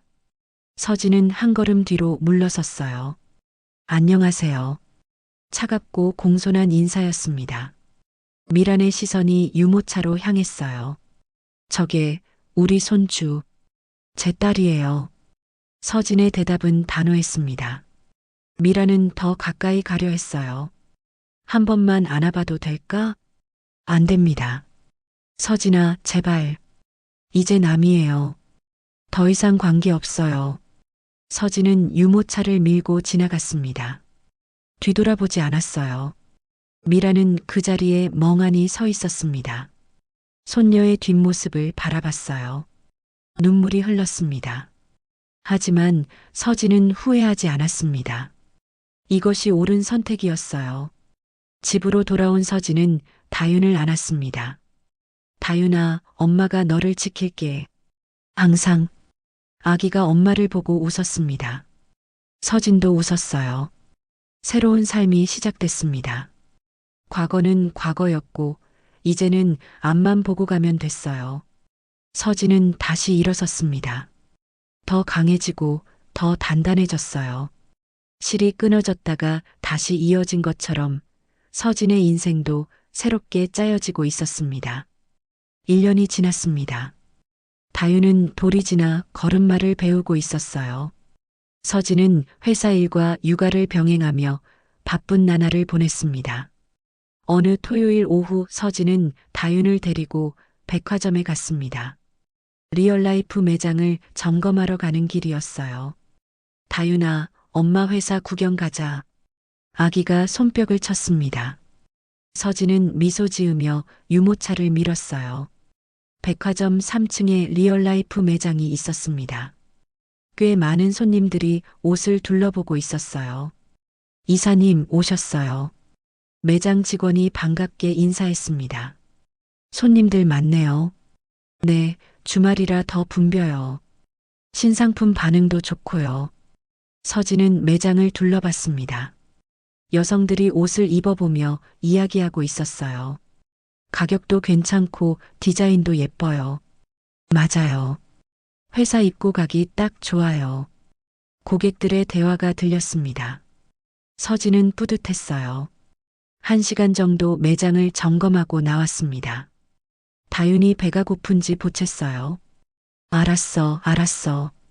밥 먹으러 가자. 지하 식품관으로 향했습니다. 장을 보려고요.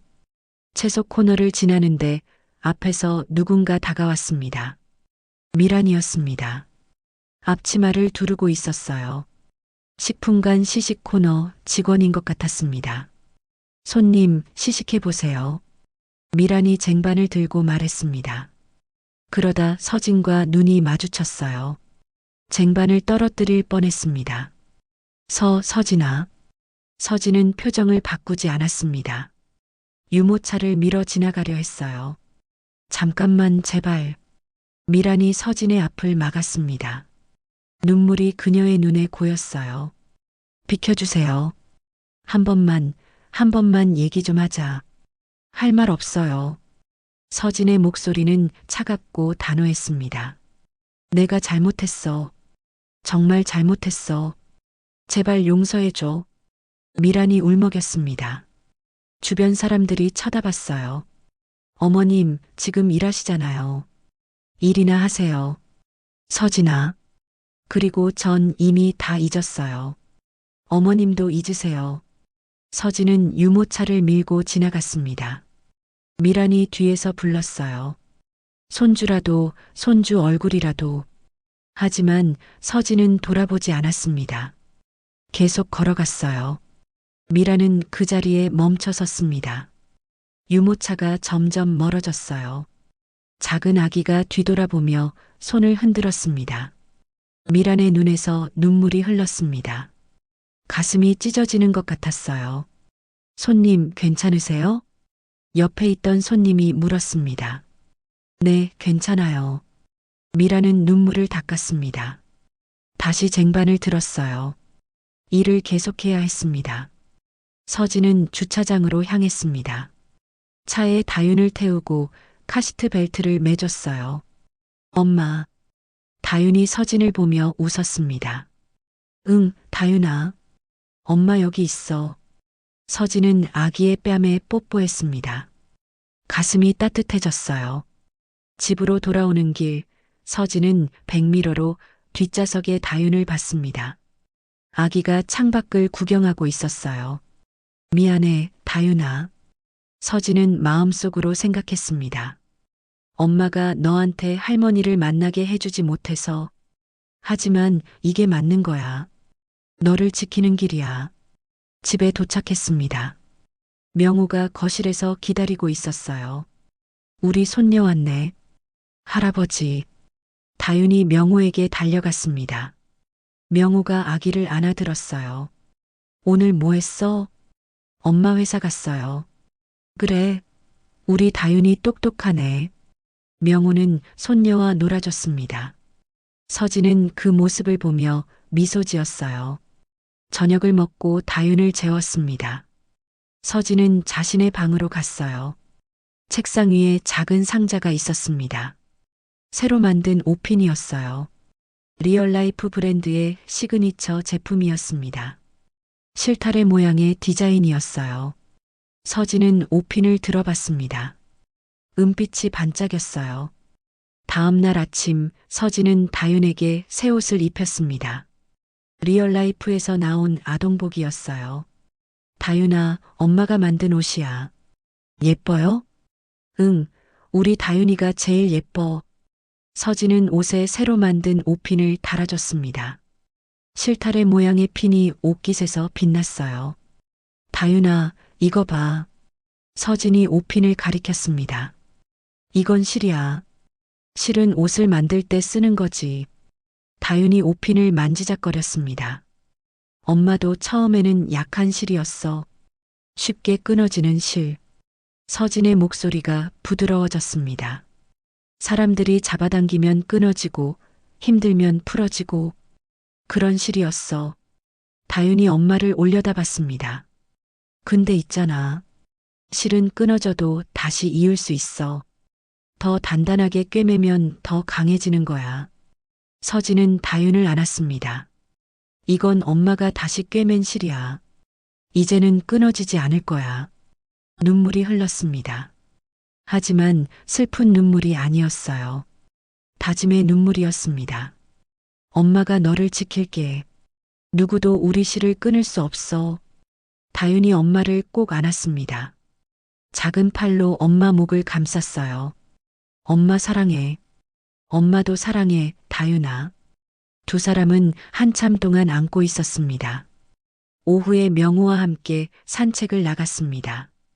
청담동 거리는 평화로웠어요. 가을 햇살이 따뜻했습니다. 서진아. 네, 아빠. 행복하니? 명호가 물었습니다. 서진은 다윤을 안고 있었어요. 아기가 나뭇잎을 보며 웃고 있었습니다. 네, 행복해요. 힘든 시간도 있었는데 그 시간이 있었으니까 지금이 더 소중한 것 같아요. 서진은 미소 지었습니다. 아빠 고마워요. 항상 저를 믿어주시고 지켜주셔서 당연한 거지. 넌 내 딸이잖아. 명호도 웃었습니다. 두 사람은 계속 걸었어요. 거리에는 루미아 패션 광고판이 보였습니다. 리얼라이프 브랜드 광고였어요. 평범한 여성들이 웃으며 일하는 모습이었습니다. 다윤아, 저거 봐. 엄마 회사야. 다윤이 광고판을 가리키며 손뼉 쳤습니다. 우리 딸 잘 만들었네. 명호가 자랑스러운 표정으로 말했습니다. 더 열심히 할게요. 서두르지 마. 천천히 해도 돼. 두 사람은 공원 벤치에 앉았습니다. 다윤은 할아버지 무릎에 앉아 비둘기를 구경했어요. 서진아, 후회하는 거 없니? 뭐요? 결혼한 거. 그 집안 만난 거. 명호의 질문에 서진은 잠시 생각했습니다. 후회는 없어요. 그 경험이 저를 단단하게 만들었으니까. 그리고 다윤이도 생겼잖아요. 서진은 딸을 바라봤습니다. 다만 조금 더 신중했어야 했다는 생각은 들어요. 사람을 보는 눈을 길렀어야 했어요. 그래. 그것도 배운 거지. 네. 이제는 알아요. 진짜 사랑이 뭔지, 진짜 가족이 뭔지. 해가 지기 시작했습니다. 하늘이 붉게 물들었어요. 서진은 다윤을 안고 일어섰습니다. 집에 갈까요? 그래. 세 사람은 집으로 향했습니다. 뒤돌아보지 않았어요. 앞만 보고 걸어갔습니다. 그날 밤 서진은 다윤을 재우고 창가에 섰습니다. 서울의 야경이 펼쳐져 있었어요. 수많은 불빛들이 반짝이고 있었습니다. 이제 시작이야. 서진은 혼잣말을 했습니다. 더 강해질 거야. 더 단단해질 거야. 다윤이를 위해서. 가슴 속에서 무언가 타오르는 느낌이 들었습니다. 열정이었어요. 삶에 대한 의지였습니다. 서진은 옷핀을 다시 봤습니다. 실타래 모양이 달빛을 받아 반짝였어요. 끊어진 실은 다시 이어졌습니다. 더 튼튼하게, 더 아름답게. 이제 그 실로 새로운 옷감을 짜낼 차례였어요. 서진과 다윤의 인생이라는 옷감을. 그리고 그 옷감은 누구보다 빛날 거였습니다.